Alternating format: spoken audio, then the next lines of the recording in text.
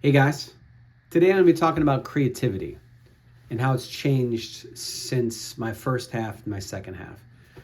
Right off the bat, creativity for me has changed in the way I use it and the way I guess I used it for, ego things. Or creativity for me was something to show my fellow writers because I was into writing. I was a novelist, and literature was my main art form. And curiosity, or I should say creativity came from that. It was about impressing those that knew and doubly impressing those who didn't, right? It was about making my way in the world. And I think as creative men in our 20s and 30s, we dabbled in high school, right? But in our 20s and 30s, we were mastering. We were taking what was there and learning from it. We were sponges, but we were also, you know, creatively just unbounded. There was so much we can do. There was so much potential. And this is an area that unfortunately we can and we may inevitably reflect back to in our 40s now and think of all the things that we didn't get done or all the ideas that I had and we shouldn't fall into that trap. And that's the trap that I fell into, and hopefully you won't. And if you're in that trap, you can get out of it. It was impossible to do everything that we possibly could have with our art. It just was. There's no way that kind of output can come from one human at one time. In this postmodern era, maybe when there was nobody, and centuries ago, maybe when there was nobody, there was nothing to distract us. We had we only had a couple options. But even then, I'd like to say that there was probably 5,000 more things that Picasso or Beethoven or Virginia Woolf or whoever could have done if they had been given the time to do it, right? And so in our 20s and 30s, our creativity comes from this place of honing, shaping, mastering, accumulating, perfecting, right? Those natural qualities that we inherited as men conditioned in this culture to be better, stronger, faster, right? And that applied to our art form. And at least for me, I took the way of self-sacrificing the normal stuff in my life, the relationships, the the way that life is supposed to be lived, right? And that was sort of my battle flag, like anti-normie, right? If you're an anti-normie, if you're a weirdo like me, that's what you did. You poured yourself into your art, in other words.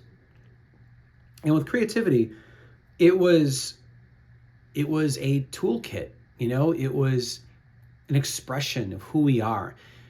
And that's fine. But eventually it became too narrow. And I think one of the biggest things that I learned from coaching and from therapy is to widen that. Perfect example is that how I was unpublished in literature and fiction for so long. And after taking a break, I decided to write a little story about me walking around, the forest preserve in the South Burbs.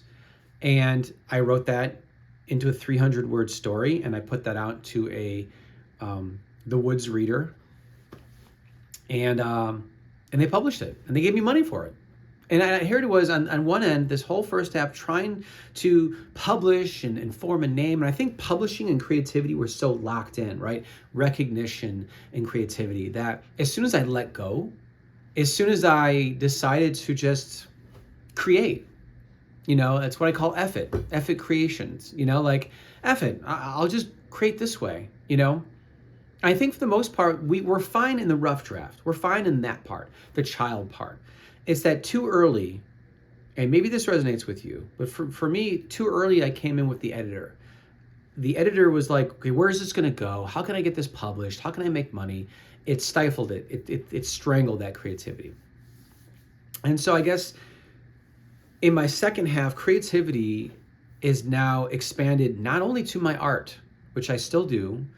I do more poetry now than novels. I don't think that was the right street for me, the right avenue for me, but it's expanded everywhere. Like I've gotten into more painting, which is what I did in high school. I've gotten more into music, and it's just, but more so like with my coaching business, I poured my creativity into making my own website. Making these videos is part of this creativity. And I gotta say, at the very beginning of making these videos, and you can see as you kind of look at the path that I take, it goes into very structured and into, hi, how are you? And then I would have to practice these scripts that I wrote. And eventually I just hit record. Not because like I thought this is the next step, but it was almost from a place of desperation of like, you know what, this is not what I want to say. This is what I want to say. And I think if I can summarize the change from the first half to the second half of creativity, it's that we work for so long and so hard on what we think we should be putting out or being or creating. And we eventually get to a point where we're just done. We're done.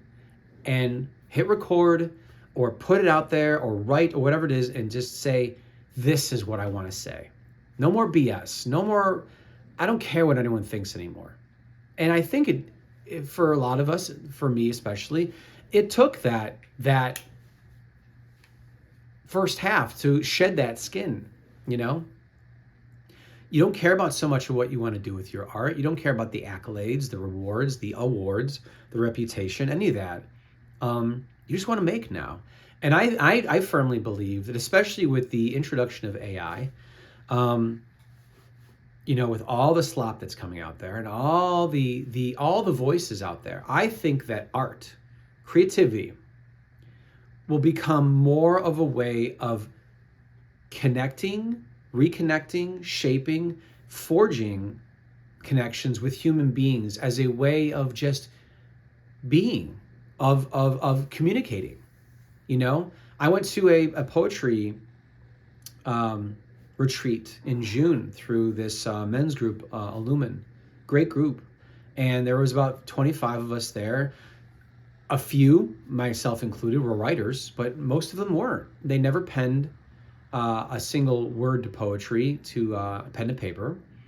And there was some magnificent, amazing, powerful poetry that came from these individuals that you never see, these men of their 50s, 40s, 50s, 60s, 70s, 80s, that wrote in such a unique and powerful way. And I don't even think they knew what was really coming out. And I think that's the future, especially in our midlife and second half. That's the future of art for us. That's the future of creativity. That with the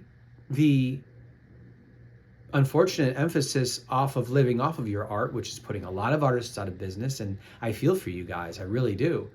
I think the inevitable step is, so what does art mean to me? What does art mean to me? How can I put it out there? How can I connect with others through this art? And so it doesn't have a dollar sign. I don't know. I don't know if that's the essence or the future of art, but I feel it, and I think that it's becoming more human. It's becoming more of a tool for communication and connection. So yeah, I think that's how creativity has changed for me. It's not that I'm making art, it's that my life is becoming an art form, and it's bleeding out into the rest of the world. You know, this is an art form. My coaching is an art form. And you become more whole and more deep, you know, and more meaningful, purposeful and authentic and whole from that. So I think that's what the answer is. Share what you think down below. If you don't agree with me and you think this is all a crock, tell me, please. Let's open up some lines of communication. If you do totally agree, if this resonates with you in some way, let me know. And think about, for you, use this prompt. Think about how creativity has changed for you since your 20s and your 30s. Think about that. How has it changed, and how do you want it to change? That's all for me.